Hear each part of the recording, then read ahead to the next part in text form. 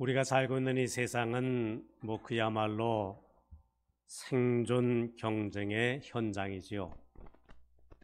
무한 경쟁의 싸움터.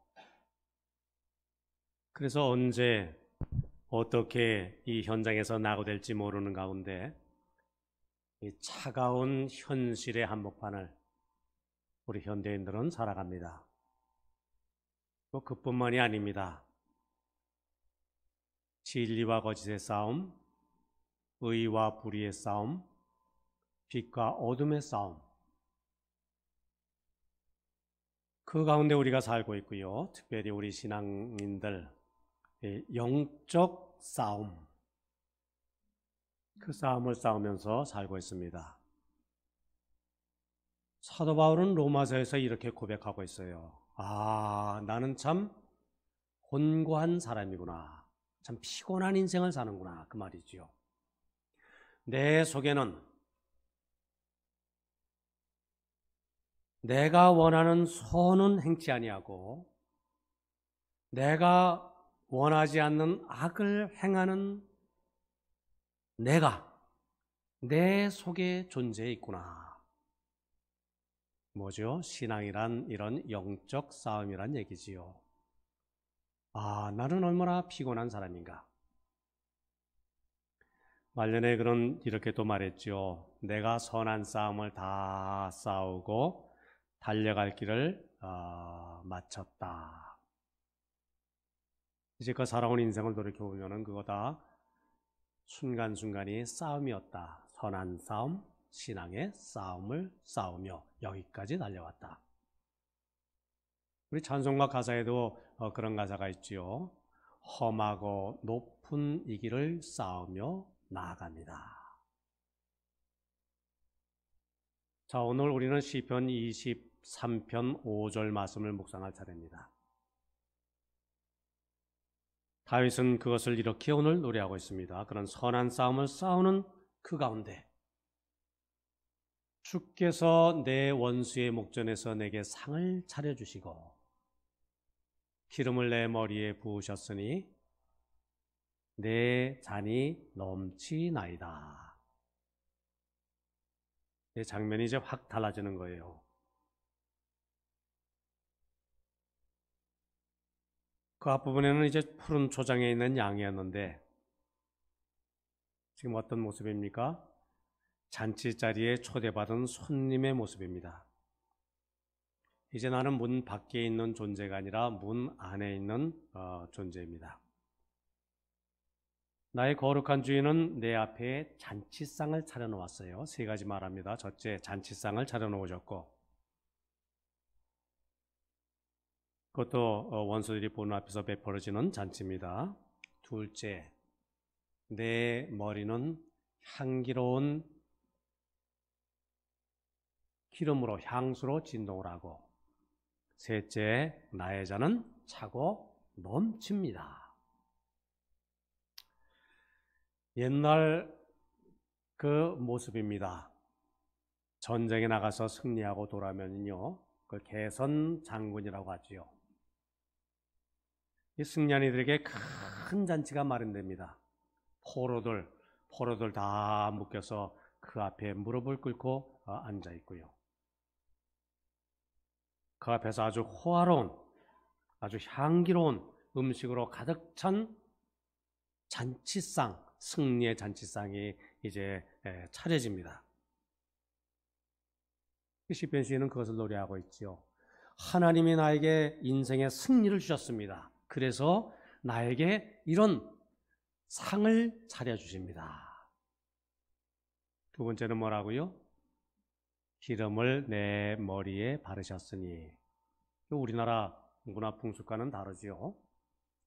귀한 손님 또는 고관 대작이 이제 방문하면은 머리 위에 향내나는 향유를 붓습니다. 우리식으로 말하면 향수를 뿌려준다. 그렇게 말할 수 있을지 모르겠습니다. 그것이 아주 극빈 대접입니다. 자, 우리는 예수님께서 베다니 마을에 들어갔을 때에 한 여인이 향내나는 옥합을 가지고 와서 깨뜨려서 예수님의 머리에 부으면서 예수님을 맞이한 사건을 기억하지요. 그때 예수님은 그렇게 말씀하셨어요. 이 여인이 나의 죽음을 예비하는 것이다.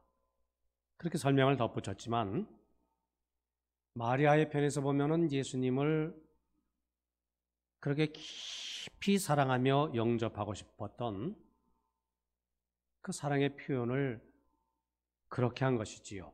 예수님 사랑합니다. 주님을 영접합니다. 내 마음에, 내 영혼의 중심에 주님을 모셔드리기를 원합니다. 주님을 뜨겁게 사랑합니다 하는 그 마음의 표현이었죠. 하나님이 우리를 그렇게 사랑하시고 우리를 영접하신다. 기름을 내 머리에 바르셨으니. 세 번째는 뭐라고요? 이 승례잔치에 친히 잔을 부어주십니다. 그래서 내 잔이 차고 넘칩니다. 그렇게 노래하고 있습니다. 시작은 어떻게? 하나님이 나의 목자가 되시니 나에게는 부족함이 없습니다. 근데 이제 끝부분에는 뭐라고요? 부족함이 없습니다. 그 말씀이 아니지요. 차고 넘칩니다. 이렇게 풍성함을 노래하고 있는 것이지요. 하나님은 우리의 인생의 길을 이렇게 인도하시고 도와주셔서 뭐 힘들고 어려운 삶의 고비고비들이 많지만은 결국은 우리로 하여금 승리하게 하시되 어떻게? 넉넉히 승리하게 인생을 돌봐 주실 줄 믿습니다. 바로 시편 시는 그것을 노래하고 있지요. 로마서 8장 말씀 보면은 그러나 이 모든 일에 우리를 사랑하시는 이로 말미암아 우리가 넉넉히 이기느니라. 주님이 나의 힘, 나의 도움, 나의 능력이 되시기 때문에 내가 넉넉히 이깁니다. 실제로 이 시편 23편의 저자 다윗에게는 대적하는 자, 그러니까 원수들이 참 많았어요.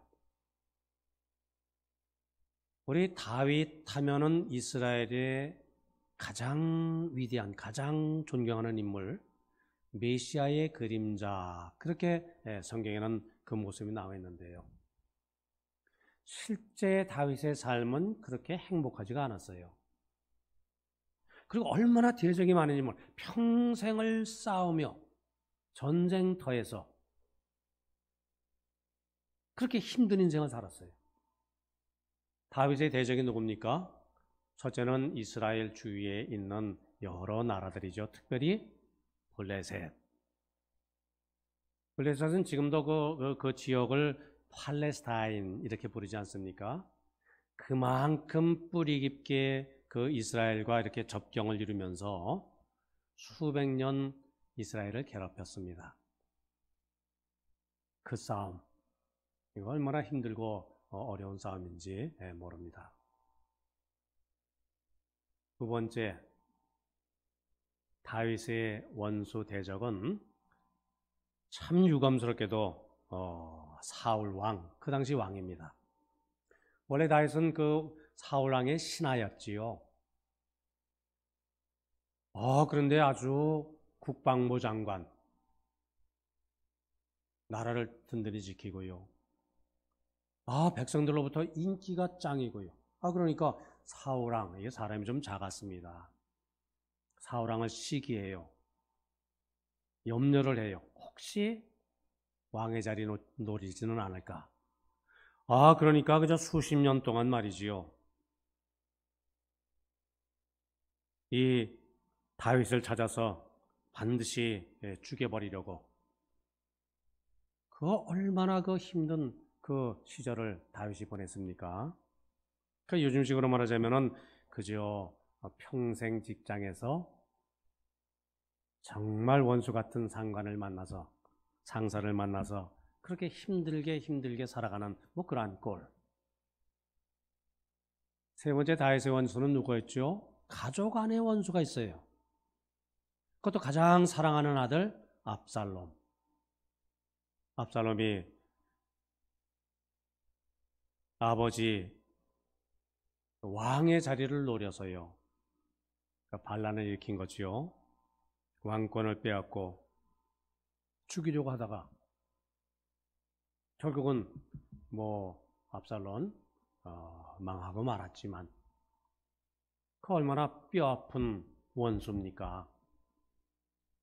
얼마나 참 정말 큰 고통의 그러한 순간순간들입니까? 그리고 넷째는 다윗 자신 안에 숨어있는 죄의 본성을 자극해서 타락시키려고 했던 그 악마 사탄. 아마 그 싸움이 제일 힘들었겠지요.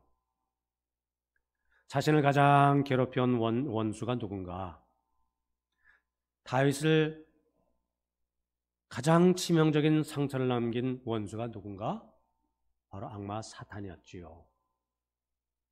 자, 그런데 결과적으로 다윗은 이 모든 원수들과의 싸움 결국은 이겨냈지요. 승리했습니다. 당당히 물리쳤습니다. 어떻게 이겼습니까?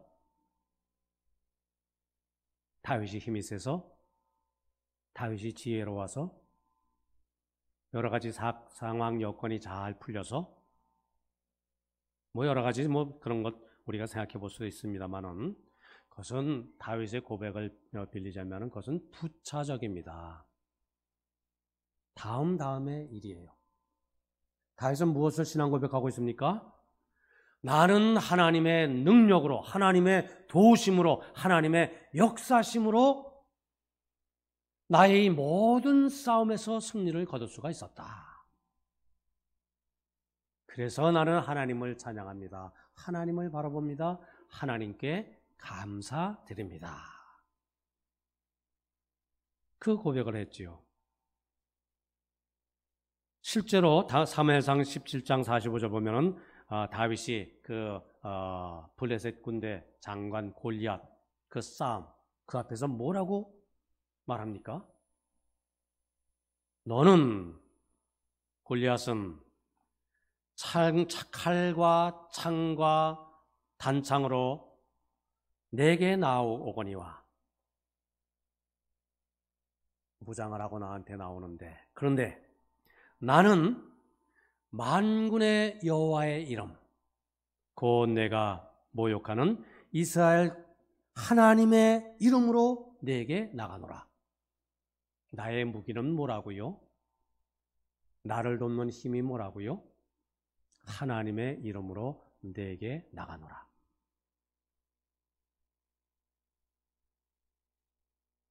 제가 전도사 시절입니다. 그때 이제 이웃교회와 참 잘 지냈는데요. 그 운동 시합도 자주 했어요. 주로 그때는 축구 시합이었는데, 친선 경기지만은 하여튼 경기를 가지면은 우리 중고등부가 이겨요. 잘해요. 근데 이제 물론 이제 그 시합할 때는 전도사님도 그 시합에 참석을 해야 돼요. 참가를 해야 돼요. 선수로 나가야 돼요. 제가 골을 넣겠습니까? 못 넣겠습니까? 혹시 비실비실해 보인다 그렇게 말하실 분이 계실지 모르지만은 제가 몇 골 좀 넣었습니다. 왕년에는 그랬습니다. 사실 제가 운동을 썩 잘하는 것은 아니에요. 근데 어떻게 골인을 할 수 있었는가? 다른 건 아니에요. 특별히 이제 그 가운데 운동 감각이 뛰어난 아이들이 있지 않습니까? 전도사님. 자, 전도사님, 공 갑니다. 이리 오세요. 슛. 뭐지요? 그 잘하는 우리 고등부 학생이 찬스를 마련해 주면은요. 그러면은 그때 슛 마지막 결정적인 그 한 방, 그것으로 골인을 할 수가 있었던 것이지요. 이길 수가 있었습니다. 그렇습니다. 우리 하나님께서는 우리의 인생의 경기장에서 우리와 함께 하셔서 결정적인 찬스를 나에게 만들어 주셔서 말이지요. 우리로 하여금 인생의 승리자가 되도록 하나님 나를 도우시는 줄 믿습니다. 우리가 돌이켜보면 내 힘, 내 능력, 내가 잘나서 내가 여기까지 왔습니까? 이렇게 살아왔습니까? 때를 따라 도우시는 하나님의 은총. 우리는 그저 하나님을 따르기만 하면 됩니다. 하나님이 도와주십니다. 하나님의 기회, 찬스를 만들어 주십니다. 아멘 순종하며 그 말씀에 복종할 때, 주님의 뒤를 따를 때, 우리에게 승리가 있는 줄 믿습니다. 신약 성경에서는 사도 바울 로마서 8장에서는 그렇게 말씀하고 있지요. 누가 우리를 그리스도의 사랑에서 끊으리요? 환난이나 공고나 박해나 기근이나 적신이나 위험이나 칼이랴. 무슨 말이죠? 아무리 세상에 어려움이 있다 할지라도 내 인생에 큰 정말 사망의 음침한 골짜기로 다니는 것과 같은 힘들고 어려운 때가 있다 할지라도 뭐라고요? 그리스도의 사랑이 나로 하여금 승리하게 하신다. 여기 몇 가지 말씀하고 있어요. 환난이나 공고나 박해나 여러 가지 환난이라는 말은 원어의 뜻은 타작한다 그런 뜻입니다. 자, 우리 가을이 됐습니다. 곡절 걷어드립니다. 그 다음에 어떻게 해야죠? 타작을 해야지요. 그죠? 도래깨질을 하면서 두들겨야죠. 그래야 알맹이들을 우리가 모을 수가 있습니다. 환난, 때로 우리가 살다 보면 사방으로 두들겨 맞는 경우가 얼마나 많은지 몰라요. 정말 얼마나 이렇게 아프고 괴롭고 힘들 때가 많은지 몰라요. 그런데 이것 나를 사랑하시는 이로 말미암아 그것 이겨나간다는 것이지요. 결국 그 환난, 그 아픔까지도 알맹이를 걷어들이도록 그렇게 역사하신 하나님의 은혜의 손길이었구나. 그런 고백할 수 있도록 하나님이 우리를 도와주신다는 말씀입니다. 환난, 그 다음에 곤고는 여러 가지 괴로운 것, 특별히 이제 심리적인 고통, 번민, 그것을 의미하는 말입니다. 아무리 힘들고 어려워도 나를 사랑하시는 이로 말미암아 이길 수가 있다. 자, 그 다음에는 박해. 옛날이나 오늘이나 우리 믿는 이들은요, 세상 안 믿는 사람들에게 여러 가지 형태의 어려움을 당해요. 때로 손해도 당해요. 그걸 박해라고 우리가 말할 수가 있지요. 그러나 이 모든 것도 나를 사랑하시는 이로 말미암아 이겨나갈 수가 있는 줄 믿습니다. 그 다음 기근이나 적신이나, 기근은 뭐죠? 배고픔, 적신은 헐벗음. 때로 만나는 굶주림, 헐벗음의 상황. 그러니까 말하자면 최악의 경우 사업 파산을 하고 그리고 빚을 지는 그러한 상황에 혹시 내가 처한다 할지라도, 그러나 이것도 넉넉히 이기느니라. 넉넉히 이겨나가도록 하나님께서 나를 도와주신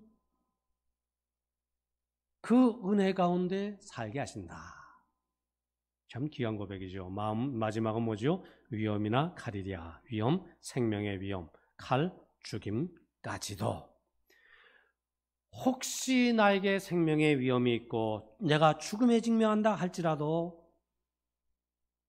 나를 사랑하시는 이로 말미암아 나는 그것도 이겨나갈 수가 있습니다. 이길 수가 있습니다. 이길 수가 있다는 확신이고요. 이겨야 한다는 강한 믿음이기도 하고요. 이 모든 일은 뭐라고요? 내게 무슨 힘이 있어서 내가 용감해서 잘나서 그런 것이 아니라 나를 사랑하시느니 나를 사랑하시되 끝까지 사랑하시는 그분, 나를 사랑하시되 자기 아들의 생명까지 내어주셔서 나를 사랑하신 그분의 그 사랑의 힘으로, 그 힘으로 능히 내가 세상에서 달라는 환난, 곤고, 박해, 기근, 적신, 위험, 갈등 이 모든 것을 넉넉히 이기느니라. 성경은 이것을 우리에게 가르쳐주고 있는 책이지요.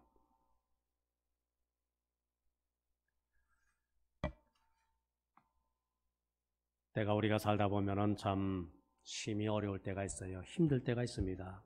내가 무너질 것 같고 쓰러져 일어날 기운도 없게 느껴질 때도 있고, 이 고통을 더 이상 내가 더 이상은 감당할 수 없을 것 같은 그러한 때도 만나고. 그러나 아니지요. 우리는 세상을 바라보며 사는 존재들이 아닙니다. 내 자신을 바라보며 사는 존재들이 아닙니다. 우리는 목자 되신 하나님을 바라보며 살아가는 존재들입니다. 목자이신 예수 그리스도는 승리하셨지요. 그분을 내가 참으로 나의 선한 목자로 모셨다고 한다면 그분 안에서, 그분의 그 승리 안에서 양인 나도 승리할 줄 믿습니다. 이것이 우리의 믿음이지요. 그리고 마지막, 주께서 원수의 목전 앞에서 목전에서 상을 베푸시는 그날, 그동안 내가 당했던 숱한 어려움, 고통, 아픔, 그것은 오히려 우리에게